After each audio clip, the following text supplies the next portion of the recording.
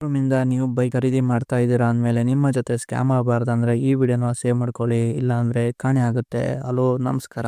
ಅದನ್ನು ತಪ್ಪಿಸಲು ಮುಂದೆ ಬರುವ ಒಂದು ನಿಮಿಷದಲ್ಲಿ ನಾನು ನಿಮಗೆ ಈ ವಿಡಿಯೋದಲ್ಲಿ ತಿಳಿಸ್ಕೊಡ್ತೀನಿ. ಕುಂತಿರೋ ಬೈಕಲ್ಲಿ ಎಲ್ಲರ ಫಿಸಿಕಲಿ ಡ್ಯಾಮೇಜ್ ಇದೆಯಾ ಇಲ್ಲ ಅಂತೇಳಿ ಚೆಕ್ ಮಾಡ್ಕೋಬೇಕು. ಯಾಕಪ್ಪ ಈ ಮಾತನ್ನ ಹೇಳ್ತಾ ಇದ್ದೀನಿ ಅಂದ್ರೆ, ಇಂದ ಲೋಡಿಂಗ್ ಅನ್ಲೋಡಿಂಗ್ ಆಗಬೇಕಾದ್ರೆ ಫಿಸಿಕಲಿ ಡ್ಯಾಮೇಜ್ ಆಗಿರುತ್ತೆ. ಅದನ್ನ ಕ್ಲೀನ್ ಆಗಿ ಚೆಕ್ ಮಾಡ್ಕೋಬೇಕು. ಯಾವ ತರ ಚೆಕ್ ಮಾಡ್ಕೋಬೇಕಂದ್ರೆ, ಒಂದು ಬೇಸಿಕ್ ಪಾಯಿಂಟ್ಸ್ ಇರುತ್ತೆ. ಅವು ಯಾವಪ್ಪ ಅಂದ್ರೆ, ಹ್ಯಾಂಡಲ್ ಬಾರ್ ಹತ್ರ ಹ್ಯಾಂಡಲ್ ವೇಟ್ ಅಂತ ಇರುತ್ತೆ.